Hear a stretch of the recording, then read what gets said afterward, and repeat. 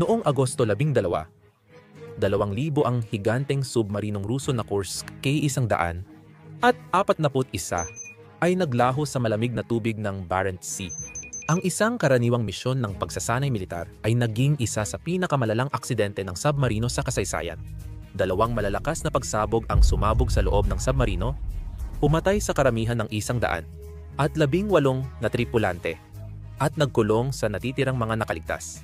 108 metro sa ilalim ng ibabaw ng dagat. Nag-aalala ang mundo habang sinusubukang iligtas ng Rusya ang mga mandaragat nito. Sa bawat oras na lumilipas, nauubos ang pag-asa na maisasalba ang mga tripulante. Ang nangyari ay hindi lang kwento ng matinding pagkawala, kundi isang kamanghamanghang pagpapakita ng determinasyon at galing ng tao. Ito ang pinakamalaki at pinakamahal na operasyong pagsagip at pagbawi ng isang submarino na ginawa. Hindi ordinaryo ang Kursk.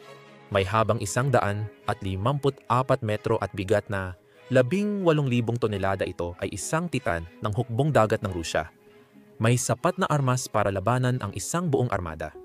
Ngunit noong araw na iyon ng trahedya, isang malakas na pagsabog ang bumutas sa katawan ng submarino at nagpadala sa Kursk pailalim sa dagat.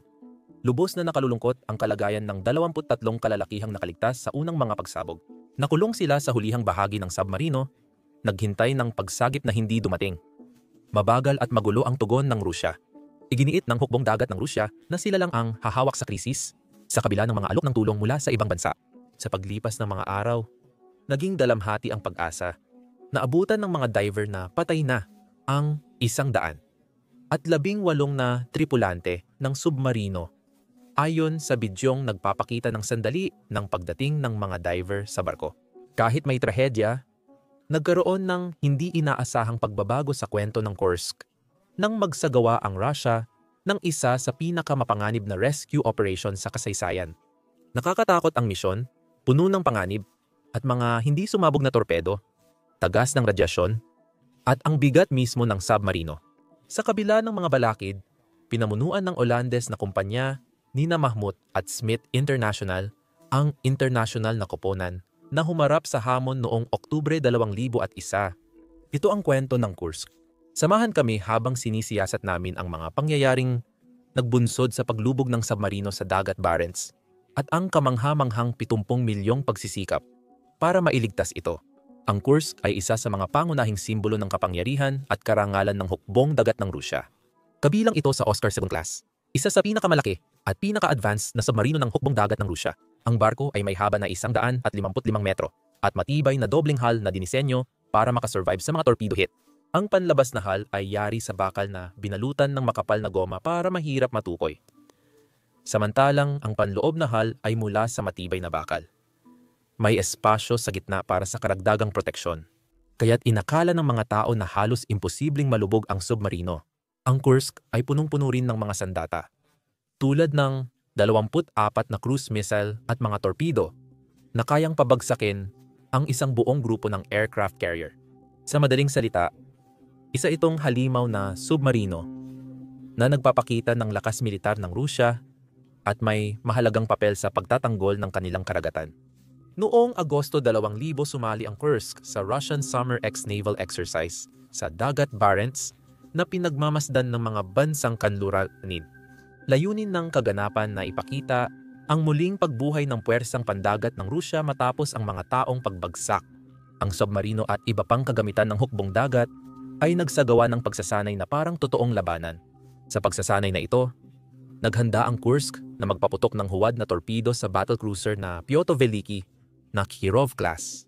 Alas 8:51 ng lokal na oras, humingi ang Kursk ng pahintulot magsagawa ng pagsasanay sa torpedo at pinayagan. Naghanda ang mga tripulante para ikarga at iputok ang isang practice Type 65 torpedo, isang napakalaking sandata na mahigit 10 metro ang haba at may timbang na 5 tonelada. Subalit noong 19, 20 NU nangyari ang trahedya. Nakadetect ang mga seismic sensor sa hilagang Europa ng dalawang magkasunod na pagsabog, isang maliit at isang mas malakas makalipas ang 2 minuto. Ang Kursk, na dating simbolo ng pagiging hindi matitinag, ay ngayoy bumabagsak na papunta sa ilalim ng dagat sa Barents Sea. Kung nakakawili sa iyo, ang mga makasaysayang paglalakbay na ito. I-like at ibahagi ang video sa iba na maaaring mahilig ding sumilip sa nakaraan. Ang iyong suporta ay nakatulong sa amin na magbahagi pa ng mga kamanghamanghang kwento. Ang submarinong Kursk ay may 118 na karaniwang tripulante na bihasa at may karanasan, kaya't kabilang sila sa pinakamahusay sa hukbong dagat ng Rusya. Nagsanay sila ng matagal upang mapatakbo at mapangalagaan ang isa sa pinaka-advanced na submarino ng kanilang hukbo. Ang tripulante ay binubuo ng mga bihasang opisyal, mga inhinyerong lubos na nakakaalam sa barko, at mga batang mandaragat na sabik mapatunayan ang kanilang kakayahan. Isa sa mga pinuno ay si Kapitan Gnandil Lyachin, kilala sa kanyang matatag na pamumuno at malalim na kaalaman. Marami sa mga tripulante ay nagmula sa mga pamilyang pandagat. Ipinagpapatuloy ang mahabang tradisyon ng paglilingkod. Ang kanilang kooperasyon at dedikasyon ay makikita sa lahat ng kanilang gawain. Mula ito sa matitinding pagsasanay hanggang sa sabayang tawanan sa masisikip na espasyo ng submarino. Sa kasamaang palad, naging mabagal at magulo ang tugon ng hukbong dagat ng Rusya sa trahedya. Narinig ng mga kalapit na barko ang pagsabog, ngunit lumipas ang 6 na oras bago napagtanto ng mga opisyal na may nangyaring masama. Naantala ang pagsagip sa Kursk dahil karamihan sa emergency buoy nito na dapat lumutang sa ibabaw at magpadala ng senyas ng tulong ay naka-off noong isang naunang misyon. Dahil wala ito, walang nakaalam agad na may problema ang submarino. Nang matagpuan ang submarino, napabagal ang mga pagsagip dahil sa burokrasya at luma ng kagamitan.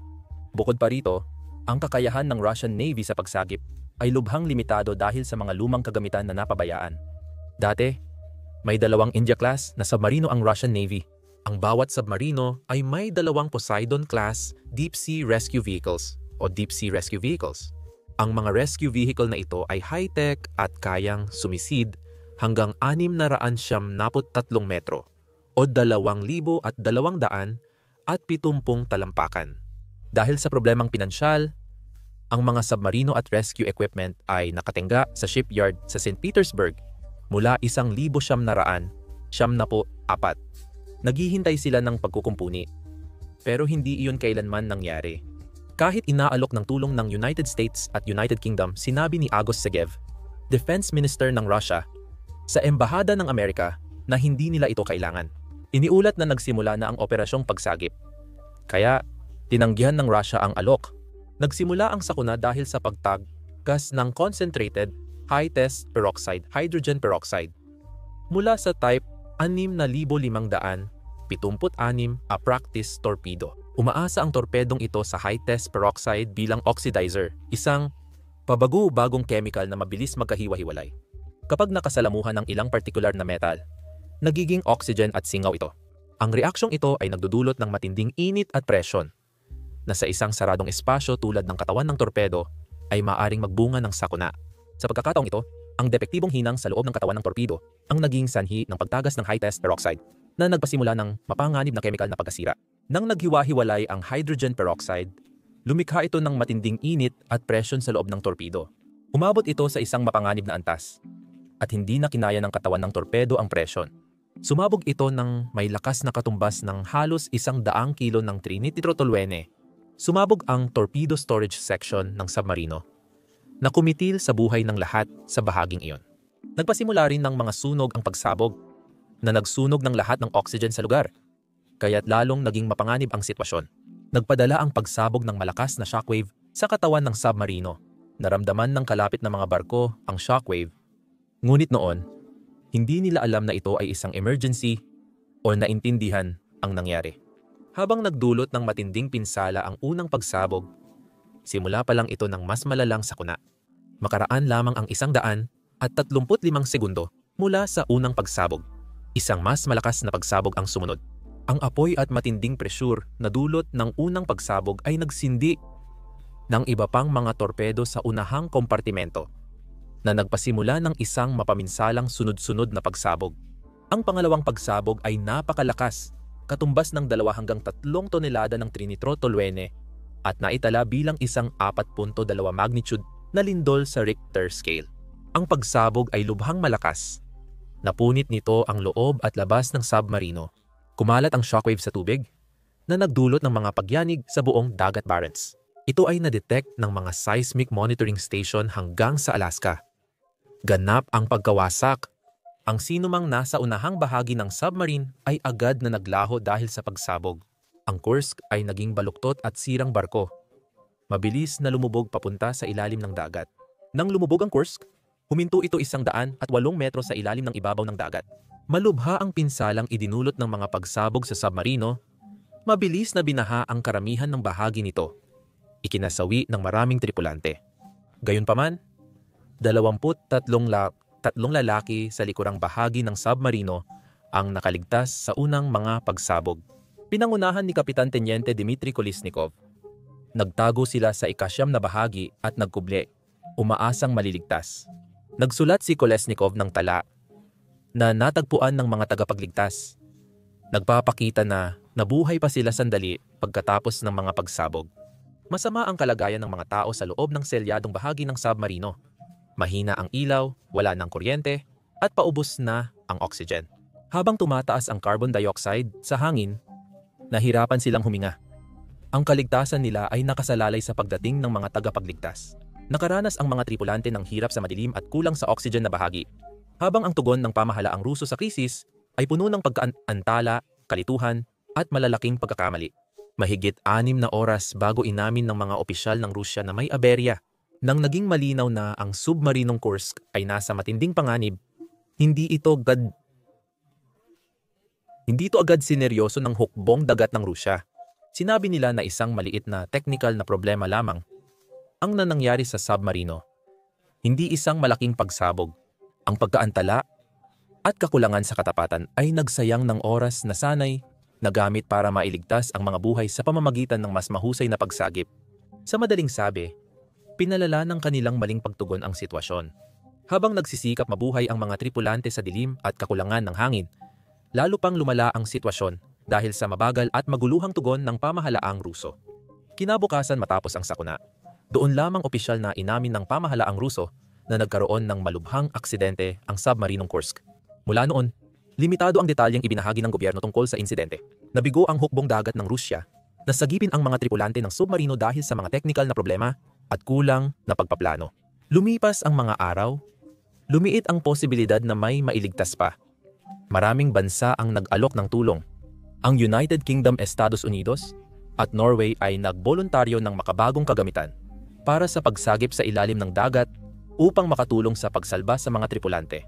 Subalit, ang pamahalaan ng Rusya na kumikilos ng mahigpit at ayon sa tradisyon ay tumanggi muna sa lahat ng banyagang tulong. Iginiit nila na kaya nilang tugunan ang emerhensya. Ito ay naging isang malaking pagkakamali. Nabigo ng paulit-ulit ang mga Russian na submarinong pang-rescue na makakonekta ng maayos sa emergency exit hatch ng Kursk na nagpatagal pa sa anumang pagtatangkang pagsagip. Ang nagsimula bilang mga oras ng kawalang katiyakan ay mabilis na naging mga araw nang pumayag ang mga opisyal ng Russia na tumanggap ng tulong mula sa ibang bansa. Huli na ang lahat. Nang mararating ng mga Norwegian diver ang Kursk, nadiskubre nila na patay na ang lahat ng 118 tripulante ng submarino. Ang trahedyang ito ay hindi lang pagkawala ng buhay, kundi aral din tungkol sa panganib ng pagiging lihim, pagkaantala dahil sa burokrasya at kawalan ng paghahanda sa krisis.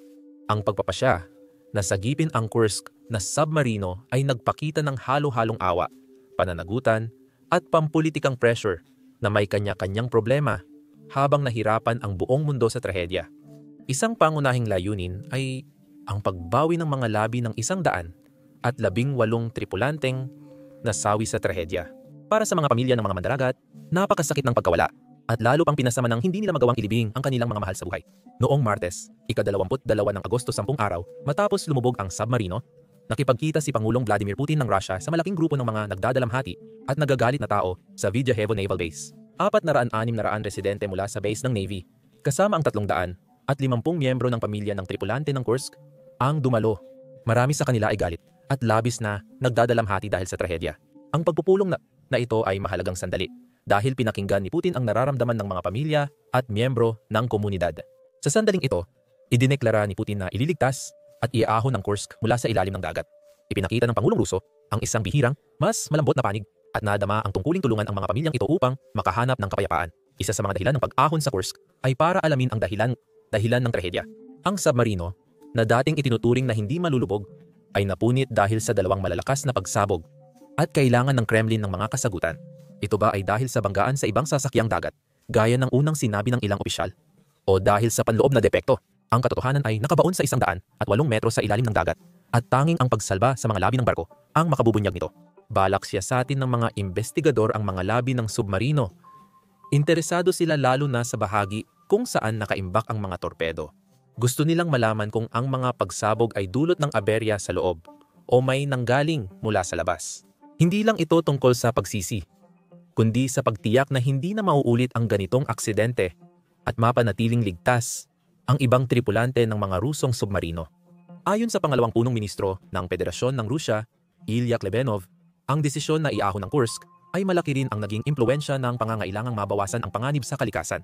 Ang submarino ay may 2 nuclear reactor na maaaring magdulot ng mapanganib na pagtagas ng radyasyon kung iiwan sa ilalim ng dagat. Ang dagat Barents, kung saan lumubog ang Kursk, ay isang mahalagang pangisdaan at bahagi ng sensitibong Arctic ecosystem. Kakalat ang radyasyon, nilalaso nito ang mga lamang dagat, at mapipinsala ang kabuhayan ng maraming mangingisda.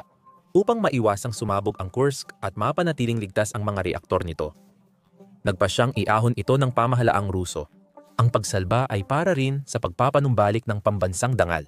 Sa pagharap sa komplikadong gawain ng pag-ahon sa submarino, nilayon ni Putin na iligtas ang kanyang reputasyon at ipakita ang kakayahan at tibay ng teknolohiya ng Rusya.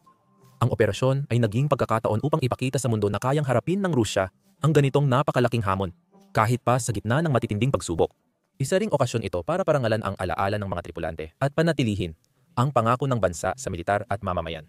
Gayunpaman, ang desisyon na sagipin ang Kursk ay hindi naging madali. Ang dagat Barents ay isa sa pinakamahirap na lugar sa mundo. Napakalamig doon, malalakas ang agos, at mabilis magbago ang panahon. Ang pagtatrabaho, 108 metro sa ilalim ng dagat ay lubhang mahirap.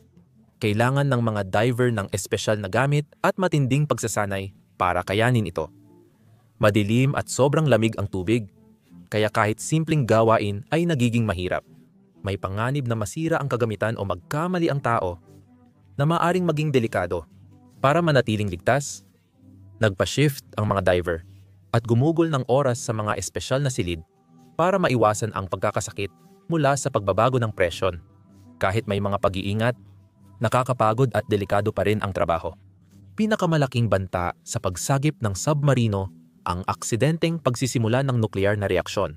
Ang Kursk ay may mga torpedo sa loob at maaring may ilan pa na armado pa rin. Ang pagkakamali sa operasyong pagsagip ay maaring magresulta sa isa pang pagsabog. Patay na ang mga nuclear reactor ng submarino, ngunit mapanganib pa rin ang mga ito.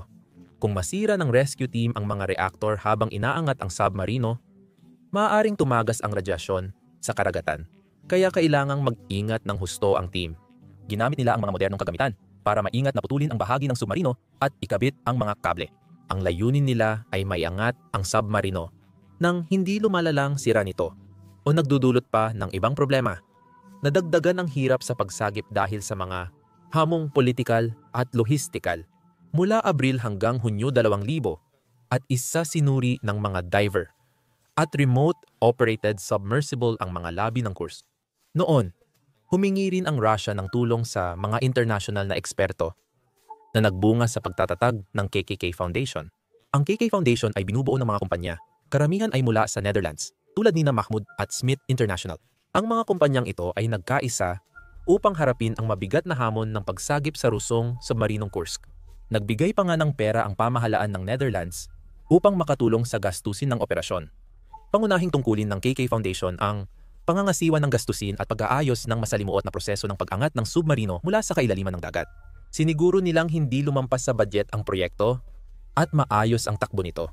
Mahal ang pag-angat ng isang kasing laki at komplikadong submarinong tulad ng Kursk. Nagsikap ang foundation na kontrolin ang gastusin habang pinananatiling ligtas ang lahat. Ang 70 milyong misyon para iligtas ang Kursk ay nananatiling isa sa pinakamahirap at pinakamahal na underwater recovery sa kasaysayan.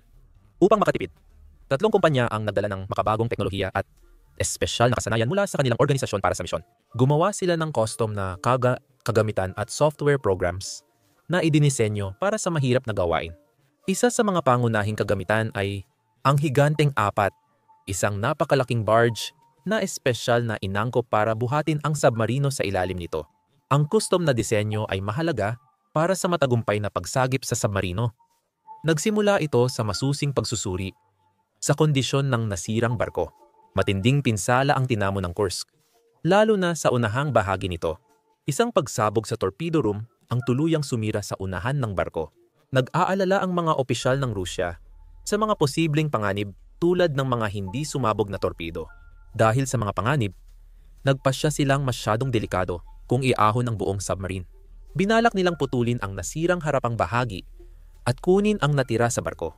Isinugo ang mga dalubhasang diver kasama ang mga remote-controlled na submersible upang suriin ng mabuti ang nasirang barko. Sinusuri nila ang kabuuan ng barko. Tinitimbang ang kaligtasan ng paghahati nito sa mas maliliit na piraso at pinipili ang pinakamainam na lugar para ikabit ang mga kagamitang pangangat. Dahil sa masamang kondisyon ng submarino at panganib ng trabaho, maingat nilang pinlano at dahan-dahang isinagawa ito para maiwasan ang pagkakamali. Noong Agosto 2001, nagsimula ang operasyonal na yugto ng proyekto nang dumating ang mga kagamitang espesyal na ginawa sa Dagat Barents. Ang unahang bahagi ng Kursk, ang proa, ay lubhang nasira dahil sa isang pagsabog at may mga piraso ng torpedo sa loob, kaya napakapanganib nito. Bago maiangat ang submarino, kailangang putulin muna ng mga inhinyero ang proa gamit ang isang matalinong plano. Gumamit sila ng kable na balot ng tungsten carbide, isa sa pinakamatibay na materyales, para hiwain ang makapal na bakal. Naglagay sila ng 2 malalaking angkla sa magkabilang gilid ng nasirang barko para gabayan ang kable pabalik-balik. Siguradong malinis at kontrolado ang pagputol. Ang prosesong ito ay tumagal ng 10 araw, kung saan ang mga diver at inhinyero ay walang tigil na nagtrabaho sa nagyayelong tubig ng Arctic. Kahit malakas ang agos, malamig ang tubig, at halos walang makita, hindi sila sumuko. Sa huli, matagumpay nilang naputol ang unahan ng submarine, kaya naging ligtas na buhatin ang natitirang bahagi nito, matapos matanggal ang sira sa unahan. Susunod na hakbang ang pag-secure sa katawan ng submarine para ito ay maaangat. Kinailangan sa operasyon ang paglalagay ng 26 na espesyal na disenyo ng mga lifting point sa kakahabaan ng barko. Ang mga puntong ito ay dapat ilagay ng may matinding eksaktong sukat upang pantay na maipamahagi ang bigat ng submarine.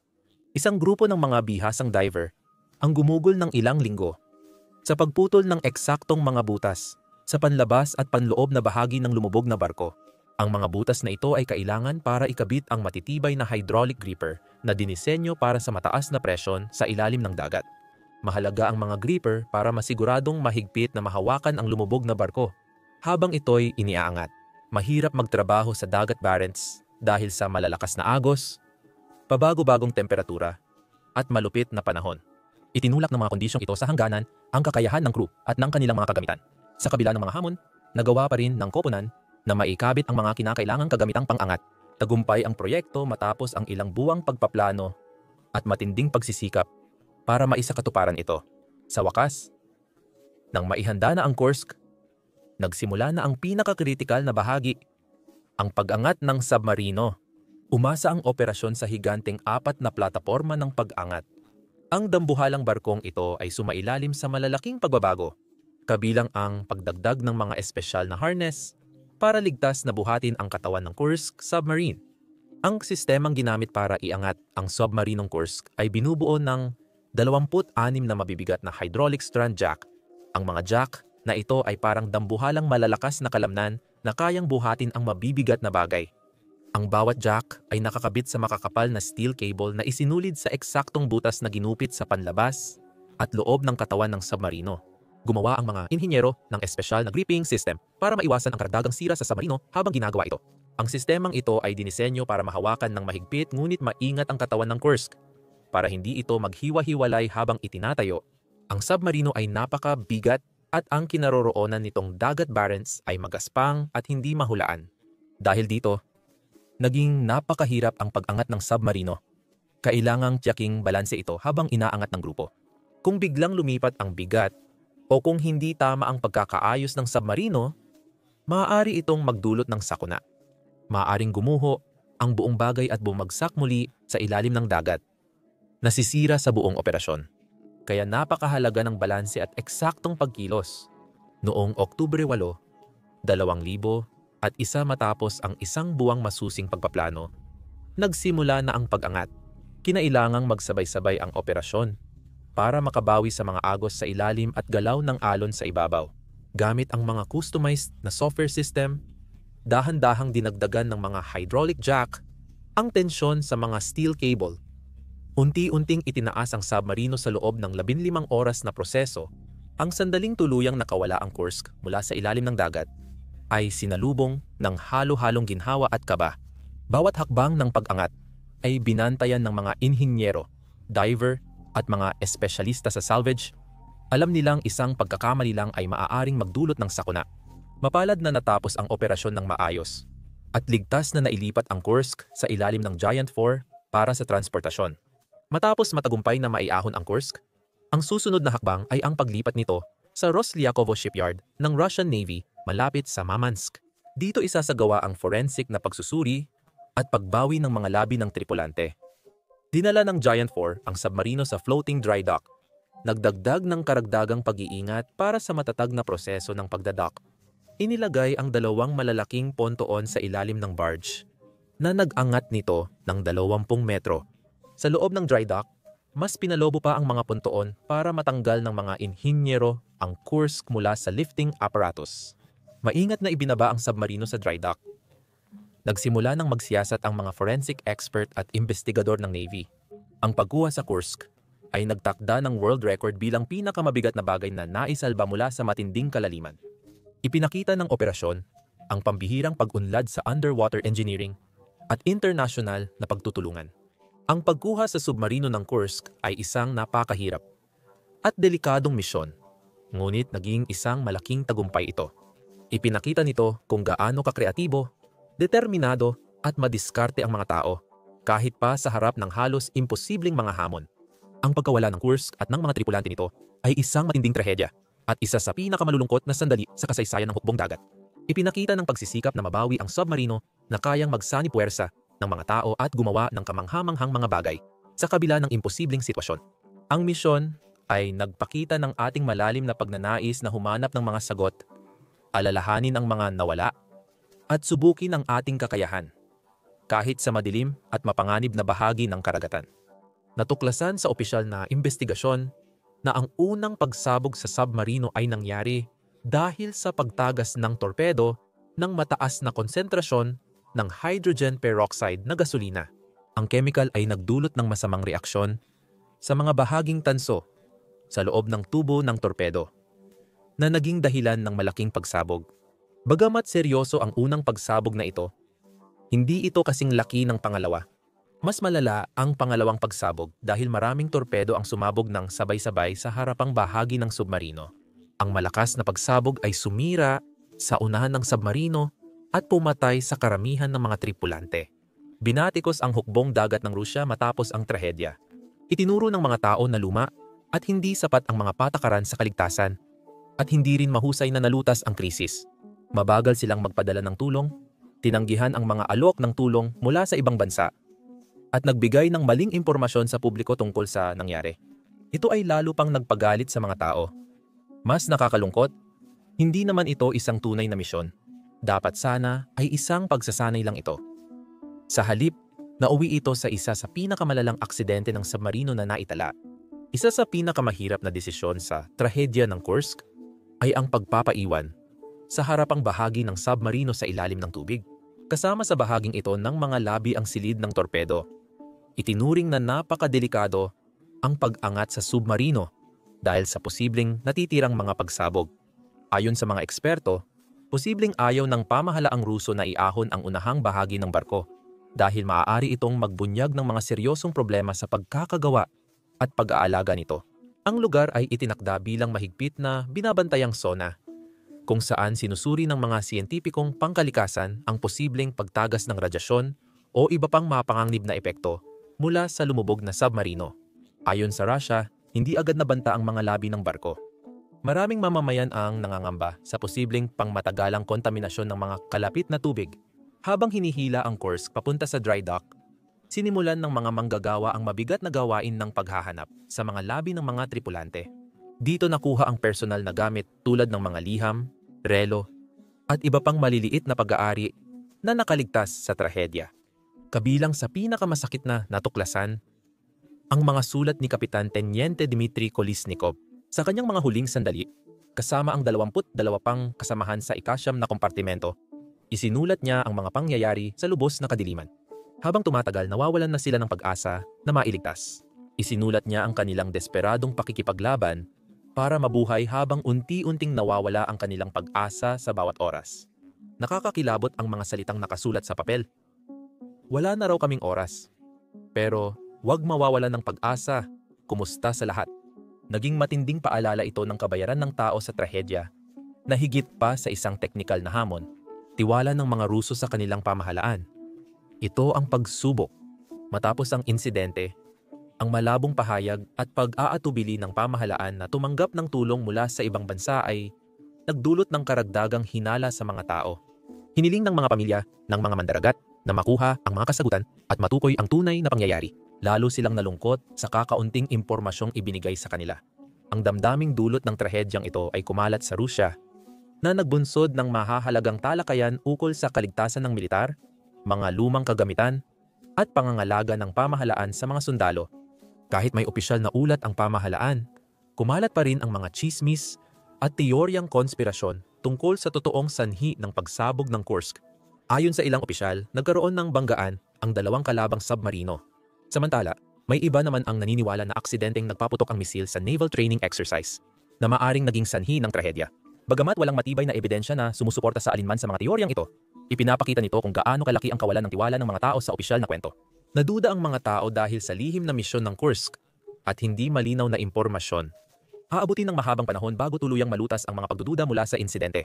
Dahil dito, nagkaroon ng malalaking pagbabago sa mga operasyon ng hukbong dagat ng Russia. Naglaan ng pondo para imodernisa ang mga barko, paghusayin ang pagsasanay, at ayusin ang mga protokol ng komunikasyon. Mas lumakas ang internasyonal na kooperasyon at kaligtasan sa karagatan, kabilang ang mga kasunduan upang mapabilis ang pagtugon sa mga aksidente ng submarino sa hinaharap.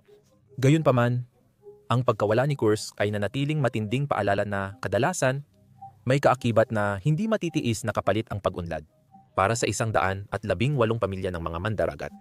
Ang bawat anibersaryo ng trahedya ay isang masakit na alaala.